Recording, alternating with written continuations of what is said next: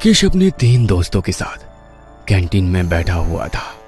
Cafeteria में भीड़ थी क्योंकि सब लोग भूख से बेहाल होकर कैंटीन में कुछ खाने के लिए चले आए थे। राकेश जय, माही और रचित के साथ अपने सामने रखी हुई पाव भाजी पर नजरें गड़ाए बैठा था।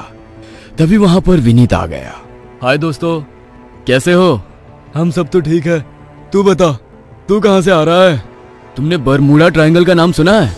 हाँ भाई, सबने सुना है। ऐसा कौन सा है यहाँ पे जिसने बरमूडा ट्रायंगल का नाम नहीं सुना है? ये अचानक बरमूडा ट्रायंगल बीच में कहाँ से आ गया?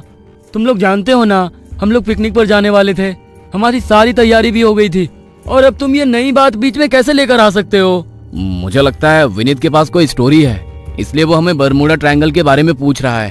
पहले उसे सुन तो लो कि आखिर विनीत क्या कहना चाह रहा है।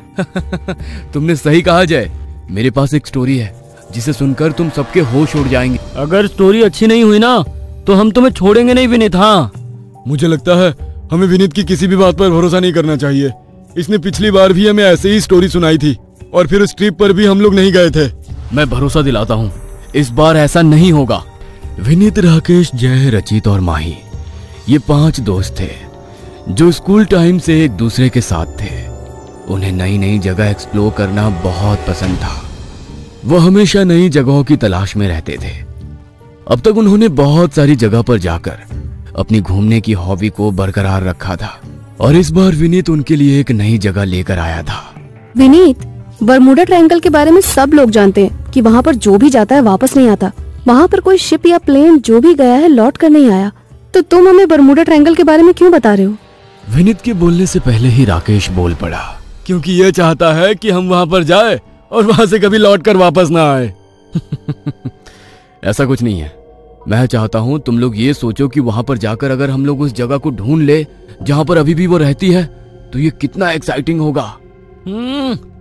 तुम अगर इतनी तारीफ कर रहे हो तो बता भी दो आखिर स्टोरी क्या है। विनीत उन सबके सामने एक चेयर पकड़कर बैठ गया, फिर सबकी तरफ देखते हुए बताने लगा। मैंने आज अपनी क्लास में हिस्ट्री के सर को पढ़ाते हुए सुना, वो कह रहे थे कि जैसे कि हमें पता चला कि राम सेतु अभी भी है, तो ऐसी और भी चीजें हो सकती है जो सच हो। और उन्होंने राम सेतु के ऊपर हमें एक स्टोरी सुनाई जिसमें कहा गया कि वहां पर एक राक्षसी हुआ करती थी पहले, जिसका नाम था सिंघिका। सिंघिका? ये नाम तो पहले कभी नहीं सुना। माही, डिस्टर्ब मत करो यार, सुनने तो दो पहले कि ये क्या कहने की कोशिश कर रहा है। तो ये जो सिंघिका नाम की राक्षसी थी ना, ऐसा कहते हैं कि वो जिस समुद्र में रहती थी वहां से उसके ऊपर उड़ने वाले सारे पशु पक्षियों की परछाइयां पकड़कर वो उन्हें पानी में खींच लेती थी और फिर उन्हें खा जाती थी। ओह वाह, अच्छी स्टोरी है। तो इसका बरमूडा ट्रायंगल से क्या लेना देना? तभी जय ने रचित के सिर पर एक चपट लगाई। पहले सुनने तो दो, वो क्या कहने की कोशिश कर रहा है, बीच में ही मत बोला करो यार। तो बात यह है कि अगर राम सेतु हमें अभी भी नजर आ सकता है तो ये बात सच क्यों नहीं हो सकती है कि उस राक्षसी की आत्मा अभी भी कहीं किसी समुद्र में हो? और अगर वो कहीं ना कहीं है तो क्या हम उसे जाकर ढूंढ नहीं सकते? वैसे भी बरमूडा ट्रायंगल और ये कहानी मैच तो कर ही रही है ना। जैसे बरमूडा ट्रायंगल में जाने वाली शिप्स और उसके एयर रेंज में उड़ने वाली फ्लाइट्स गायब हो जाती है, वैसे ही वो सिंघिका राक्षसी आकाश में उड़ने वाले पक्षियों को उनकी परछाई से पकड़कर खींच लेती है और खा जाती है। ये बिल्कुल एक जैसा है। देखो विनीत, ये एक स्टोरी है, सच क्या है कोई नहीं जानता। यार ये सिर्फ स्टोरी नहीं है, इस बात का जिक्र रामायण में भी है, वो भी सुंदरकांड के दूसरे दोहे के बाद की 4 चौपाइयों में। उस राक्षसी को हनुमान जी ने मारा था। ऐसा बोलते हैं कि उसके परिवार ने हनुमान जी के डर से वो जगह छोड़ दी और वो कहीं और चले गए। हो सकता है वो जगह बरमूडा ट्रायंगल हो और उन्हीं के साथ सिंघिका की आत्मा भी वहां हो। तभी तो अब तक बरमूडा ट्रायंगल एक गुत्थी बना हुआ है जिसे कोई सॉल्व नहीं कर पाया। तुम्हें कैसे पता ये सच है? और अगर सच है भी तो हमें कैसे पता चलेगा कि वो जगह एग्जैक्ट कहाँ है? राकेश ने भी माही की बात पर सहमति जताई और पूछा, मेरा भी एक सवाल है विनीत, हमने तुम्हें कभी भी किसी भी बात के लिए मना नहीं किया है। तुमने जहाँ कहा है, जैसे कहा है, हम सब तुम्हारे साथ उन नई जगह को एक्सप्लोर करने के लिए आए हैं। मेरा सवाल ये है कि हम पानी में जाएंगे कैसे? तुम तो जानते हो बरमूडा ट्रायंगल में कोई भी शिप या प्लेन ऊपर से जाता है तो वहाँ गायब हो जाता है। तो ऐसे में हम अपनी जिंदगियों का रिस्क लेकर वहाँ जाएंगे और अगर वहाँ से लौट कर नहीं आ पाए तो? तुम्हारी बात सच है राकेश, इसमें रिस्क है लेकिन इसमें मजा भी बहुत आने वाला है। हमें नहीं पता वहाँ पर क्या है, लेकिन हम पता भी तो कर सकते हैं, आज तक जो लोग भी वहां गए हैं वो प्रिपरेशन के साथ नहीं गए थे, इसलिए जब उनके सामने कोई मुसीबत आई होगी तो उसका सामना नहीं कर पाए होंगे। लेकिन हम पूरी तैयारी के साथ जाएंगे और एक दूसरे के साथ रहेंगे ताकि कोई मुसीबत हम पर हावी ना हो। गाइज देखो, हमारे पास सब कुछ है, हम बड़ी रिच फैमिली से बिलोंग करते हैं, सब कुछ है हमारे पास। लेकिन अगर हमारे पास कुछ नहीं है तो वो है फेम। अगर हमने सिंघिका की कहानी और बरमूडा ट्रायंगल की इस मिस्ट्री को लिंक कर दिया तो सोचो हम लोग कितने फेमस हो जाएंगे। मुझे नहीं लगता ये सही आइडिया है। फेमस होने के लिए जानबूझकर उस जगह पर जाकर मरना टोटली बैड आइडिया है।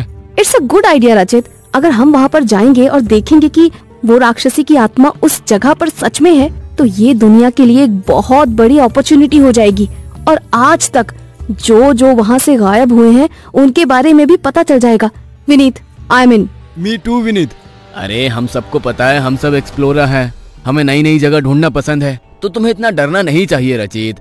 आखिर हमारे पेरेंट्स के पास जो इतना पैसा है वो किस काम आएगा। अगर इतना डरोगे तो हमारे साथ सरवाइव कैसे करोगे। तो तुम सब तैयार हो जाओ गाइस। पर एक बात तो मैं भूल ही गया, अरे हमने अब तक प्रिया को कुछ नहीं बताया। मुझे लगता है हमें प्रिया को भी अपने साथ ले जाना चाहिए। इम्पॉसिबल विनीत, वो कैसे आ सकती है? 5 दिन बाद उसकी सगाई है। अगर हम उसको ले जाएंगे तो उसके पेरेंट्स हम सबको ढूंढकर मार डालेंगे। अरे अगर हमने प्रिया को कुछ नहीं बताया तो वो तो हम सबको मार डालेगी। तुम जानती हो ना उसे इस तरह का एडवेंचर कितना पसंद है। उसे बताना हमारा फर्ज है माही। अगर हमने उसे कुछ नहीं बताया तो वो बाद में हमें कितना सुनाएगी। मैं अभी उसे फोन करता हूँ। जय ने प्रिया को फोन किया और मोबाइल को स्पीकर पर डाल दिया। हे जय, कहाँ हो तुम सब? तुम लोगों को याद है ना मुझे सगाई की शॉपिंग के लिए तुम सबकी जरूरत पड़ने वाली है। जय कुछ बोलता उससे पहले ही माही ने कहा, हमने शॉपिंग पर जाने के लिए नहीं, तुम्हें एक खास बात बताने के लिए फोन किया है। अच्छा, तो सब लोग एक साथ हो, बस मुझे छोड़कर? हाँ, ऐसी कौन सी खास बात है, मैं भी जानना चाहती हूँ। अरे प्रिया, हम सब बरमूडा ट्रायंगल जा रहे हैं, वो भी कल। सॉरी कि हम सब तुम्हारी सगाई में नहीं आ पाएंगे। और फिर विनीत ने प्रिया को भी पूरी कहानी सुना दी। तुम सब लोग एक नई जगह पर जा रहे हो और कोई मुझे पूछ भी नहीं रहा कि मुझे आना है या नहीं। ऐसा कैसे कर सकते हो तुम लोग मेरे साथ? प्रिया, तुम भूल गई 5 दिनों में तुम्हारी सगाई है। अगर तुम हमारे साथ आओगी तो तुम्हारी सगाई का क्या होगा? तुम्हारे पेरेंट्स जिन्होंने इतनी मुश्किल से तुम्हें मनाया है वो हमें कहीं का नहीं छोड़ेंगे। सगाई और शादी बाद में भी हो सकती है, लेकिन शादी और सगाई के बाद मुझे इतना बड़ा चांस नहीं मिल सकता और मैं इस मौके को गंवाना नहीं चाहती। उन्हें जो सोचना है वो सोचते रहे, मैं तुम सबके साथ चल रही हूँ। तुम लोगों को पता है ना कि मुझे नई जगह पर जाना कितना पसंद है और तुम लोग मुझे छोड़कर जाने वाले थे। इस बात के लिए मैं तुम सबको माफ नहीं करूंगी। मैं जानता था प्रिया, तुम इस ट्रिप पर जरूर चलना चाहोगी। एक काम करो, अभी के लिए इस बारे में घर पर कुछ मत बोलना। जब हम निकलेंगे तब उनके लिए एक लेटर छोड़ देना कि वापस आने पर तुम ये सगाई कर लोगी। ये अच्छा आइडिया है, लेकिन हम कल कितने बजे निकलने वाले हैं? हम कल दोपहर को 1 की फ्लाइट से निकलेंगे। सब अपना अपना पासपोर्ट लेकर एयरपोर्ट पर पहुंच जाना। और जो भी तुम लोगों को लगता है कि हमें ट्रिप पर काम आ सकता है, ऐसा सामान तुम अपने साथ ले सकते हो। कल ठीक 12 बजे हम एयरपोर्ट पर मिलेंगे। सारे दोस्त विनीत की बात मानकर अपने अपने घर पर चले गए। सबने जो कुछ भी जरूरी सामान था अपने साथ ले लिया। सबकी बैग पैक हो चुकी थी, पासपोर्ट बाहर निकल चुके थे। प्रिया ने एक लेटर लिखकर अपने बेड पर छोड़ दिया और वो न्यूयॉर्क की फ्लाइट पकड़ने घर से निकल गई। कहानी में आगे क्या होगा?